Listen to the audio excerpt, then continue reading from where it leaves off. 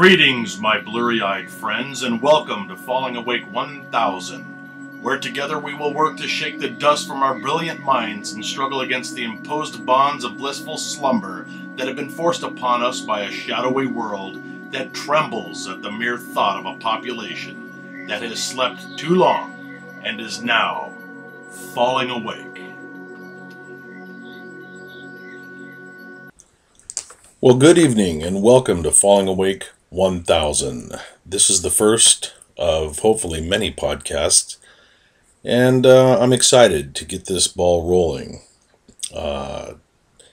Basically, the concept of falling awake is something that came about quite a long time ago, and unfortunately it's taken me a while for many reasons to finally get this thing up and running, and I'm happy that you've joined us.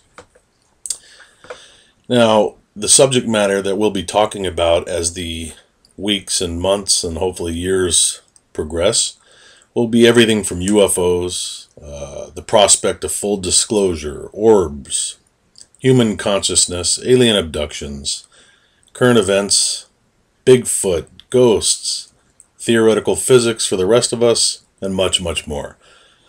Excuse me, and what do I mean when I say theoretical physics for the rest of us? I mean conversations that don't require a Harvard degree to follow. I think the majority of us have often sat and pontificated over such things as the nature of the universe and molecular activity on a subatomic level. We don't have to have a double master's degree to think about it, and we certainly don't need that type of degree to talk about it. So hopefully that doesn't scare folks away. Now, how did I come up with the name Falling Awake 1000? The idea of using the name Falling Awake actually came to me years ago. I actually was going to write a book and use that as the title. Long story short, when I finally got around to putting together my website, www.fallingawake1000.com, quite frankly, the name had been taken. I mean, it really comes down to that. Falling Awake, I think, is the name of a band. I tried all kinds of variations, and because I'm sort of an impatient guy, I ended up using the one name that was available for the domain name, and that was Falling Awake 1000. So there's really no way to make it any more interesting and sexy than what it is. And now that's what we are stuck with. So Falling Awake 1000, you can certainly come back to this podcast and the future podcast, but you can also track us on Twitter under the same name, Falling Awake 1000. If you're somebody that likes to see videos, you can certainly go to YouTube and type in Falling Awake 1000, all connected, no spaces, and you'll be able to see some of the really cool videos that we have up there. Excuse me. I'm making this podcast at exactly 12:50 a.m. and it's October 23rd, 2011. And I probably should tell you that my name is Mike Weiss, and I'm your host for the evening, or for the morning, or for the afternoon, and that is the nature of podcast.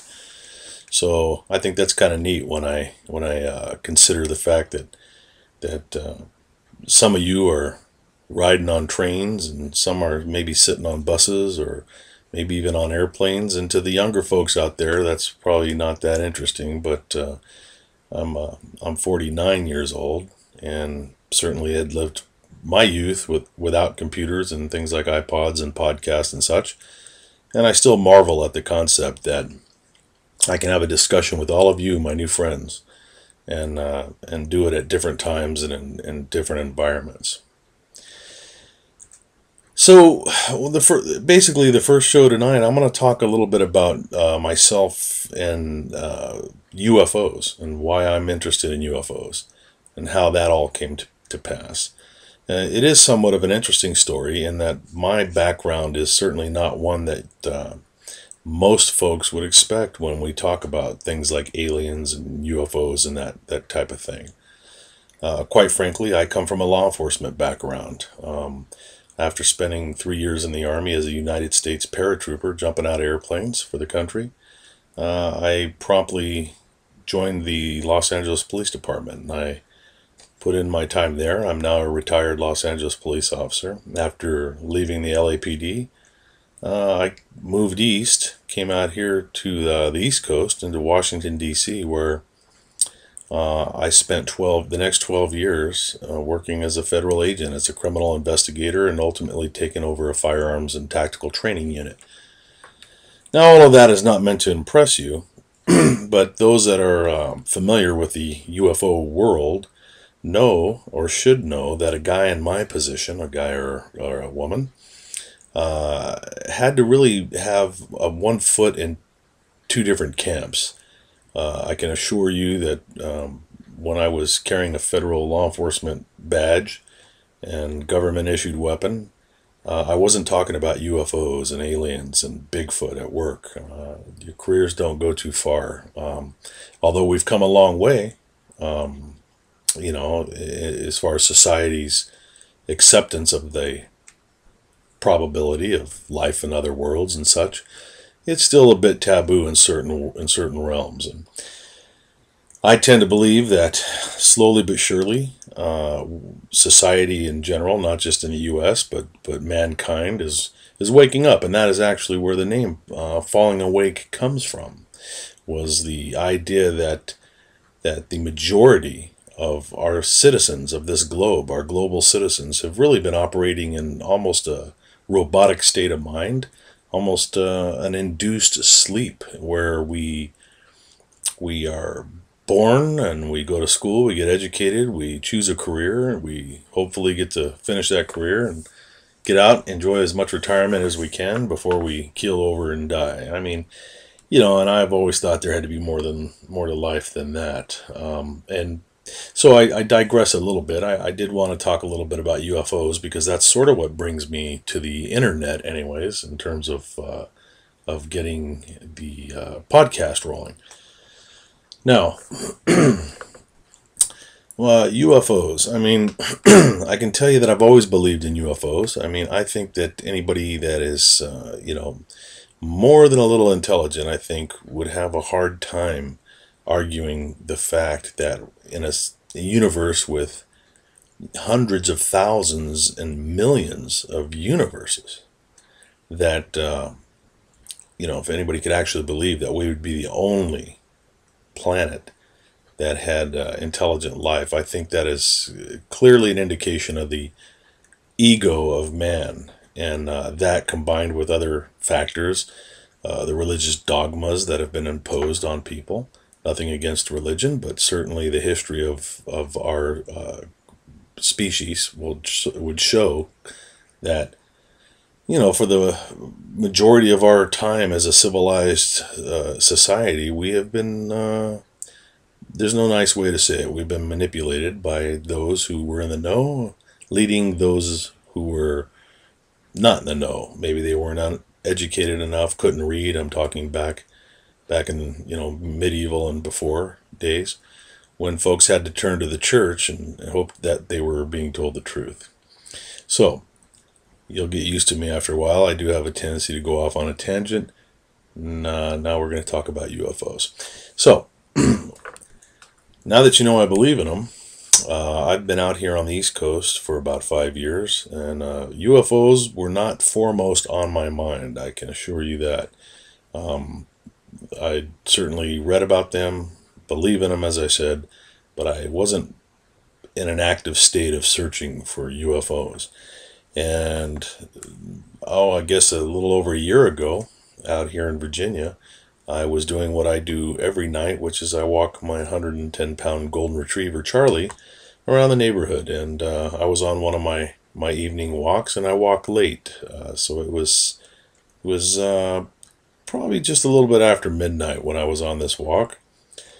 And nothing major. Now, this is not going to be an earth-shattering abduction or anything, but for whatever reason, I was on this side street, and I stopped in my tracks, and part of my subconscious was even wondering what I was doing. Why are you stopping?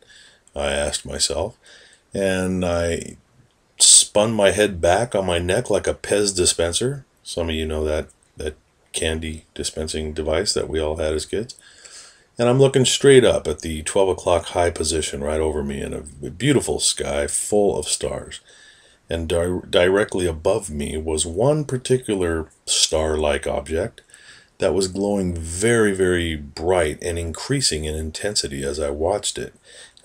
Your mind tries to establish so much so fast. I was still trying to figure out what made me stop and look up.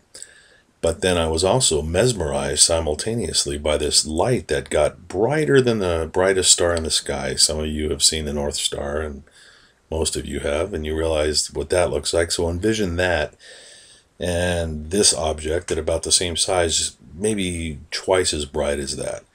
And no sooner did it reach this apex of brightness than it started to recede, or should I say dim. And as it dimmed out, I noticed it was dimming at the same rate of speed that it had increased in its intensity. And it kept dimming out and dimming and dimming and dimming until the light was completely extinguished, and all I could see was a darker spot in space that was where the light had been. As I'm sitting there trying to gather my thoughts, this little dark spot starts moving. So now I'm thinking UFO. And as I'm watching this thing move along the sky at exactly what a satellite would look like, and I'm one of these folks that can spot a satellite a mile, or not a mile away, many miles away. I can spot satellites very easy. And I knew this wasn't a satellite because I had just watched it stationary, and satellites don't stop and start. So as this thing's moving along, I thought internally, all right, I'm inclined to believe that this is a UFO I'm seeing, but I need to see a little bit more, something to convince me. Like a right angle turn or something. I remember thinking that, and no sooner had I thought it than it made a hard left turn and increased in speed, substantially increased in speed until it was gone. Excuse me. Now, a couple of things that were weird was the feeling that I had over me was some kind of an emotional one. I kind of reached into my pocket and pulled out my cell phone, and I dialed my wife, who was at home. I knew she was watching TV. And my dog Charlie was just laying down at my feet right there on the sidewalk. And as the phone rang, I noticed there were tears streaming down my cheek, which was kind of an interesting thing to note because I wasn't sad or really any type of an identifiable emotion. I just felt emotional in general. And so she answers the phone, and I asked her, I'll never forget it. I said, honey, I got to ask you a question. And she said, well, what's wrong? Did something happen? And I just said, listen, you need to hear me out. I got to ask you a very serious question, and I want your honest answer. Now, mind you, we had only been married, I guess about 3.5 years at this time. So this is one of the subjects that we had not discussed. And I asked her if she believed in an extraterrestrial life, and very quickly she said, of course I do. I think it would be crazy to assume that we were the only people in the universe. And she said, why? Did you see something? And I told her what I saw, and then I continued to walk home. So that was that. Now, what I should go on to tell you also is, and this will be a little bit more important here toward the end. You'll see there's a nexus between what I'm getting ready to tell you and where I'm going. We were in the process of negotiating some property we were trying to buy up in the mountains, about 130 miles away from where I'm at, right on the border of West Virginia. 12-acre lot with a cabin and a creek, and very isolated up in the mountains. Excuse me. And it figures on the first podcast I end up with this dry cough, so I apologize. Well, this guy had wanted a certain amount of money for it, and I wanted to only spend a lot less. And quite frankly, I'll tell you the truth, I offered him $90,000. He wanted $125,000. He wasn't going to budge, and that's where we had left it. Is basically I told him, no offense, I'm not trying to rip you off, but that's too much money. And go ahead and keep it for sale, and if you can't get rid of it, and I'm still looking, if I haven't bought something else, get a hold of me. And this was, of course, before this UFO sighting. Now, I kept mentioning to my wife, I had a very, very intuitive feeling that we were going to get that property. Well, now the night that this UFO flew overhead, 130 miles away from that property, I had the absolute belief and this knowledge within every molecule of my body that two things, that we were going to get that cabin and that there was a connection between what I saw and that property up there in the mountains. Now, that was really I couldn't even begin to dissect it and understand it, but that'll be important later. So I go home, and that was day one. Day two, I'm walking the dog, about the same time, and of course now I'm looking up at the sky and thinking about it, and I have my 25-year-old son with me. I've got identical twins, and one of them was with me. And I get to the spot where that happened, and I say, hey, this is where I was when that happened. And I look up, and you guessed it, there's another light in the sky increasing in intensity, and now I've got somebody with me that can see it.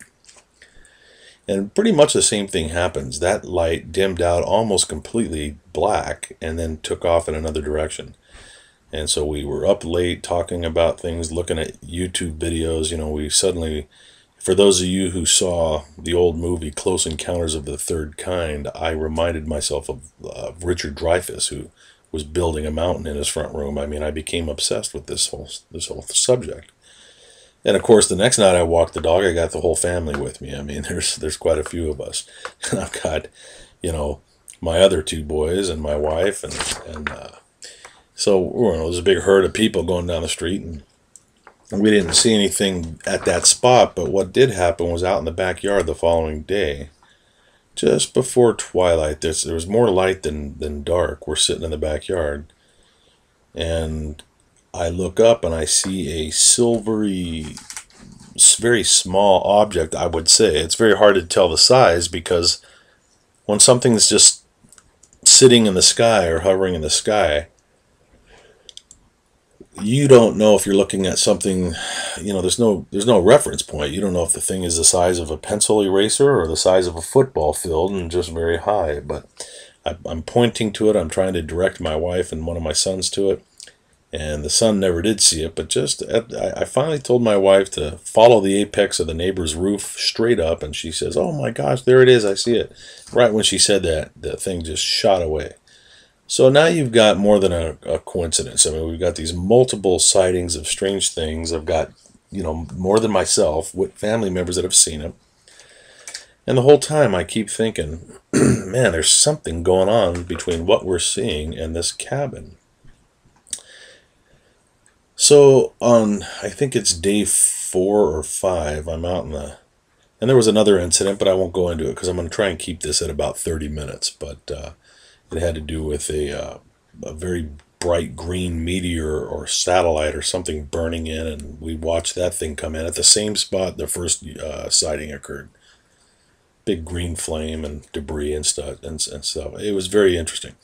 So on day 5, I'm out in the driveway, and one of my sons pulls up with his girlfriend, and the phone rings, and it's the owner of the property, and he says, Mike, you've twisted my arm, I'm going to give it to you for $90,000. So we very excited. And we jump up and down, and we spent the next week signing papers and giving, money down, and next thing you know, we got the keys to the cabin and the property, and we all go up there to spend our first weekend at the cabin 130 miles away from where I'm sitting right now. Now, that first night, a large part of this property is a mountain itself. I actually own this. The mountain is what it is, and the rest of the property is at the base of it. And it's about 11:30, and my son says, actually, about 11:45. One of my sons says, "Hey, is there a house up on top of that mountain?" And I said, "Well, geez, I hope not, because I was shooting my AR-15 target shooting up there. That the guy told me that on the other side of that mountain is national forest. Nothing up there." And I come out onto the porch where he's at, and I look up, and there's this bright light emitting from the top of the mountain, and that kind of freaks me out. I'm thinking, what the heck is it? It did look like somebody's bright porch light. So we're out there talking about it, and I'm thinking I got ripped off because I thought I owned the entire mountain, is what the guy told me, and I hadn't had a chance to get up there, but I was a little upset that somebody could be up there. So that one light suddenly turned into two lights, and those divided into four lights, and before you know it, we got 15 lights up on the hill spread out. And now the whole family, we have 7 of us in total, are out there, and it's about maybe 10 minutes to midnight, and we literally sit down on lawn chairs, and we're trying to figure out what we're looking at, and these orb-like things, very bright, the brightest lights I've ever seen, they start moving around through the trees and way up on the mountain. And strangely enough, they start to form geometric patterns. And I know that sounds hard to believe, but I mean, we saw octagons and, triangles and pentagons. It was just insane. And all this is going on. And of course, my uncharged video camera was in the cabin. I ran in at one point and plugged it in and left it plugged in for about 5 or 10 minutes and ran back out and was watching this. And I finally brought the camera out after about 10 minutes. And even though we were watching with our naked eye this brilliant display of these things moving around and combining into one object and then separating into multiple objects, I wasn't able to get it on the camera. Where they just wouldn't quite show up, and it was very frustrating. And we watched this I ran back in because the battery died, and I plugged it in, and we watched it for about an hour and a half, and then that was it. They were gone. Well, the next day I had the boys climb all the way up to the top of that mountain, and it was not an easy task. It's very rugged terrain. They went up there with, two-way radios and were talking back to me, and sure enough, there was nothing up there. And when you look over the peak, just like the previous owner said, it was all national forest, as far as the eye could see. And I've since checked it out on Google Earth, and there's nothing up there. Now, of course, the next night we're all sitting out there at midnight, waiting to see if this is going to happen again. And would you believe it did happen again? Here come the lights again at about midnight.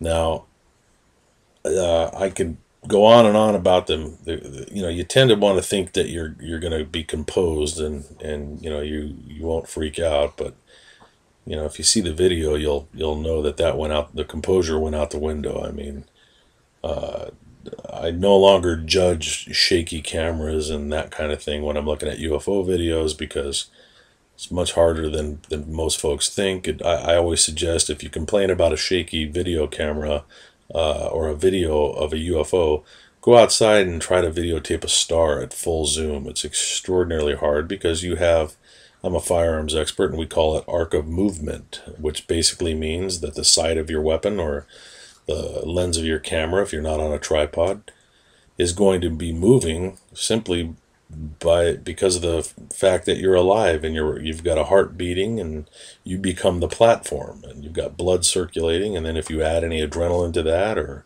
excitement, that all translates into shakiness of the weapon you're holding or the camera you're holding. And let's face it, when you're zooming in at something that's long range, those little teeny movements translate into huge movements at the end of that field of view. So what all that means is that I did manage to get a little bit of video of these objects, and it's rather shaky. But I encourage you to, if you want to, and of course the battery ended up dying again even though it had charged. But you can go to the YouTube site there at Falling Awake 1000. That's the channel on YouTube. And scroll through the videos, and you'll find some of the UFOs that I have managed to video. And that one, I'm trying to remember the name of it. I've got so many videos up there. Some of the UFO videos that I've taken since actually were taken here where I'm at now. But yeah, I wish there was I'm not sure if there's a way for me to include the name of the video, but scroll through it, and if not, I'll make a note here to mention it next podcast. But hey, look at them all; they're all pretty interesting, and we'll be talking about some of them down the road. Yeah, so we had those experiences, and I can tell you that the real kicker here is that, in recap, we'll talk about, I want to remind you of, at the beginning of the story, I talked about this intuitive feeling of a connection between the sightings where I'm at here and the purchasing of the property. Well, I can tell you that subsequently we've had a number, a relatively large number of incidents occur on the property up there. So I find that to be rather strange. And the most recent one was less than 2 weeks ago, and I'll have to save that for another show because we're coming up here on about I guess we're probably about 7 or 8 minutes from the end of this podcast. If I want to keep it short. But I definitely will talk about that one. It's one of the most recent incidents that I've had. In fact, it is the most recent. And but strangely enough, it's the sightings and strangeness that goes on is not really limited to that geographical location. Is geographical a word? That geographic location. These sightings tend to happen wherever, and I would sound very pompous if I said wherever I'm at. Thank God that 99% of the sightings that I've had, there have been multiple witnesses. I mean, it's no exaggeration to tell you that I started to feel like I was nuts. I mean, if I hadn't had people with me on some of these sightings, I would have absolutely believed that I was probably losing my mind. I mean, you can't really imagine that feeling until you've gone through it. And I wonder if any of you have had an experience like that. And I wonder if you have, did you capture video? Is it a secret, a big secret that you've been left to keep within yourself for fear of ridicule by your family or your friends or your coworkers? Maybe you're like me and you have a career that you couldn't afford or take those risks to bring it out in the open. Incidentally, I can tell you that I no longer work in the capacity. I've retired from that job as well, from the investigator's job, and now I'm operating solo, and I do a firearms instruction business on the side, and I work when I want to. So I have a new sense of freedom that I'm finding rather enjoyable. To the point that you can actually see my face on YouTube, and I'm not too concerned about what folks think or don't think with respect to, is Mike a nutcase or not. So, yeah, if any of you have had these types of things, I certainly hope and quite frankly beg you to let us hear about it. Let me hear about it. You can use a fake name. Please, by all means, check out my YouTube channel.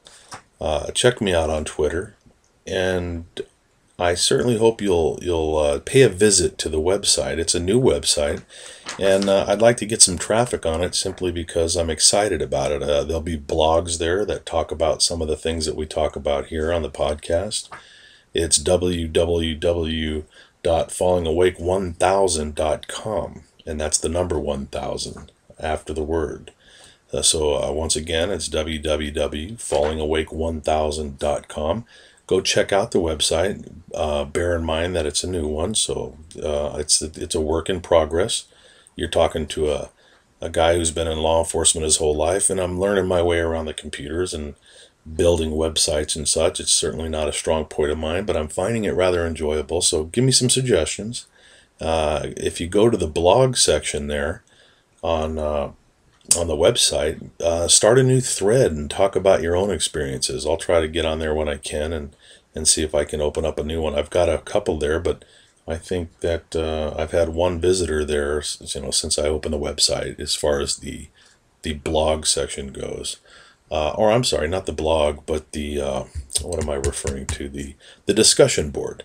I'd really like to see the discussion board there get some more activity. And so if you're hearing these words, you certainly jot down the name, www.fallingawake1000.com. Check it out. Sign the guest book, and go over to the discussion boards there and log in under a fake name or a username and tell me what you thought of the podcast. Leave a response here, right here on this site, and let me know what you thought. Did you enjoy it? Will you be tuning in again?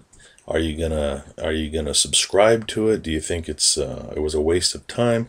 let me know your thoughts, and I will always strive to make it each one more interesting and better than the last one. So I think that brings me about to the end of tonight's podcast. We've been talking now for 29 minutes and 37 seconds. I had come on with the plan of keeping it down to 30 minutes, and I think I'm going to be okay here. Maybe the outgoing music might bring us out just a little past that, but I want to take this time to thank you for checking out Falling Awake 1000, and I happily invite you to keep coming back, keep checking back, and subscribe, and send your ideas, your questions, your comments to me. You can always email me at fallingawake1000 at gmail.com. That's fallingawake1000 at gmail.com. If you don't want to leave them something for the public to see.